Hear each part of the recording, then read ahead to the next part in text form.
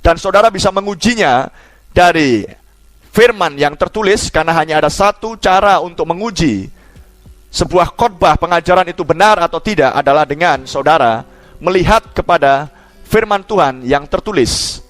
Dan tidak ada pengujian dan tidak ada patokan standar yang lain selain daripada firman Allah yang tertulis. Maka saudara bisa menguji dari apa yang nanti saudara dengar dari minggu ke minggu. Apakah benar apa yang saya sampaikan ini datang dari diri saya, datang dari konsep penafsiran saya secara pribadi, atau memang datang langsung segar dari surga. Dan jika itu saudara bisa mendapati bahwa inilah benar adanya, datang dari surga, maka saudara harus tahu bahwa ini pesan dari Allah sendiri kepada hati manusia, yaitu hati daripada orang pilihan yang pasti akan percaya kepada firman-Nya. Haleluya. Dan kembali saya ingatkan kepada saudara, ini adalah sebuah pesan yang sangat urgent dan yang sangat mendesak untuk Tuhan harus sampaikan di akhir zaman ini. Karena kita hidup di akhir zaman dan tidak akan ada zaman yang lain lagi setelah zaman ini. Karena inilah akhir zaman di mana segala sesuatunya akan berakhir sesuai dengan nubuatan Alkitab. Dan saudara dan saya harus memahami benar bahwa kita hanya hidup sesuai dengan nubuatan yang sudah diucapkan oleh para nabi dan para rasul yang ada tertulis di dalam Alkitab saudara dan saya. Kita tidak bisa hidup melampaui sebuah nubuatan. Itulah sebabnya pesan firman Tuhan datang di zaman kita adalah untuk membangunkan rohani saudara dan saya, mengingatkan kita, memperingatkan kita, supaya kita bisa melihat apakah saya sedang menggenapkan nubuatan para nabi dan para rasul, untuk mana saya akan masuk ke dalam kebahagiaan yang besar bersama dengan Kristus, yaitu masuk ke dalam perjamuan kawin malam anak domba Allah dan masuk dalam Yerusalem yang baru, ataukah saya sedang menggenapkan di dalam hidup saya ini nubuatan yang membawa kepada sebuah kebinasaan. Maka melalui pesan yang Tuhan sampaikan di akhir zaman ini, maka saya percaya jika saudara mau mendengarkannya, saudara mau menelitinya, saudara mau menyelidikinya dengan seksama, maka saya berharap saudara adalah bagian dari orang pilihan yang akan menggenapkan nubuatan di mana kita akan masuk ke dalam perjamuan kawin malam anak domba Allah. Dan kita tidak akan masuk ke dalam kesukaran, kesusahan besar, ataupun ke dalam kebinasaan di dalam lautan api. Haleluya. Dan saya percaya bahwa saya sedang berbicara kepada umat pilihan Tuhan. Going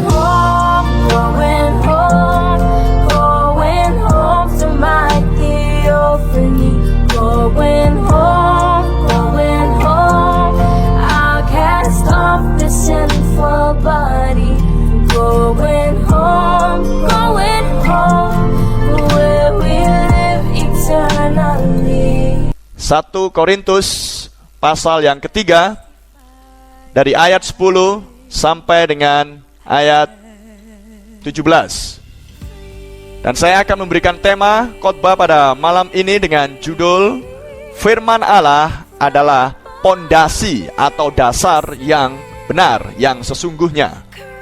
Haleluya.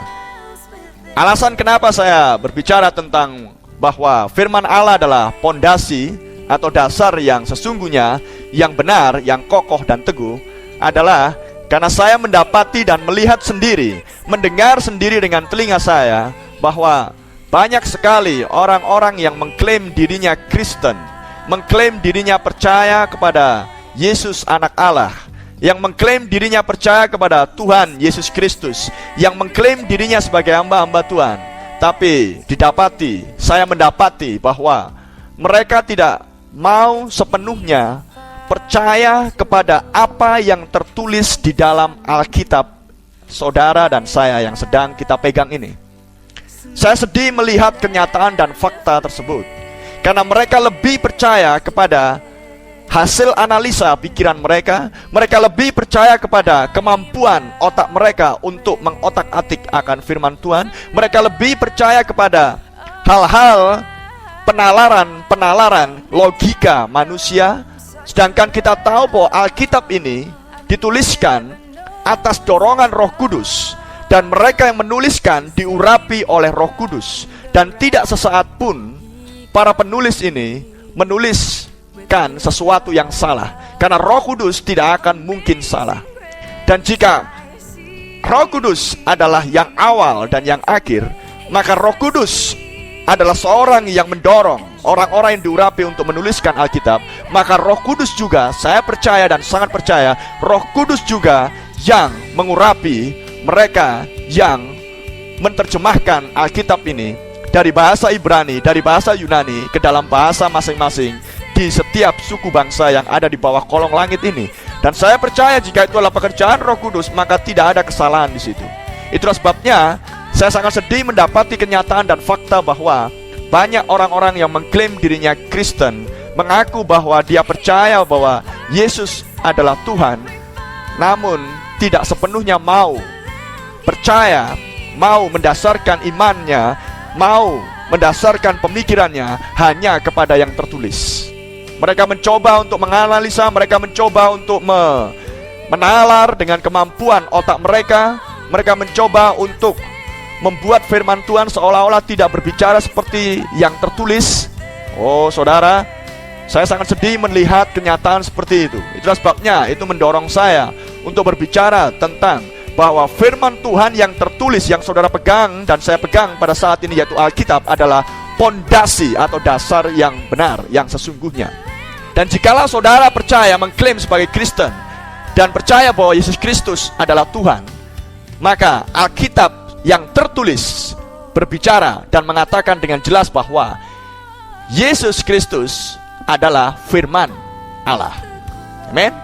Maka jika Alkitab ini dituliskan dan isinya adalah firman Allah, maka saudara dan saya harus percaya bahwa Alkitab ini adalah Yesus Kristus di dalam bentuk tulisan, kata-kata.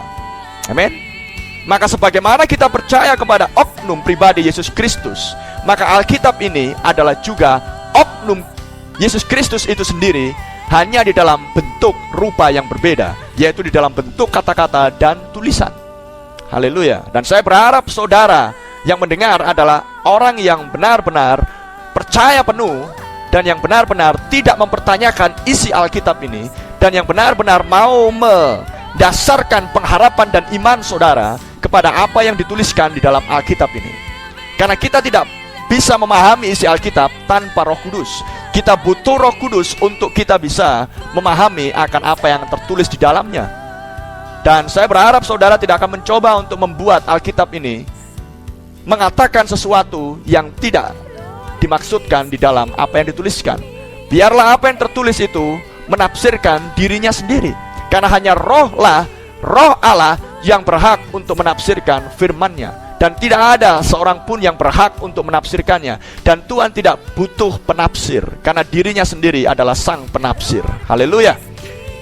Saya berharap dari sedikit saya sampaikan sudah membuka wawasan saudara, pandangan saudara. Dan sekarang kita akan masuk untuk membaca firman Tuhan ini yang diambil dari 1 Korintus pasal yang ketiga ayat 10 sampai 17. Haleluya. Sesuai dengan kasih karunia Allah yang dianugerahkan kepadaku, aku sebagai seorang ahli bangunan yang cakap telah meletakkan dasar, dan orang lain membangun terus di atasnya.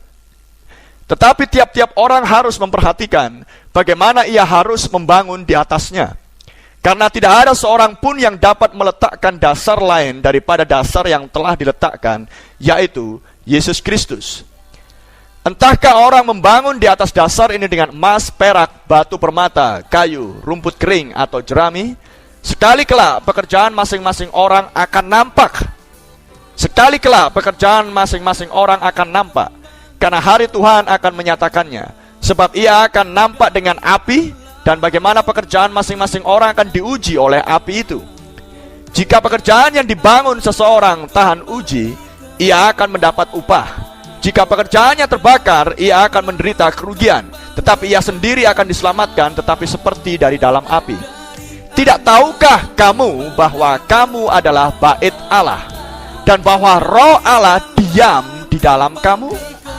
Jika ada orang yang membinasakan bait Allah, maka Allah akan membinasakan dia. Sebab bait Allah adalah kudus, dan bait Allah itu ialah kamu. Haleluya.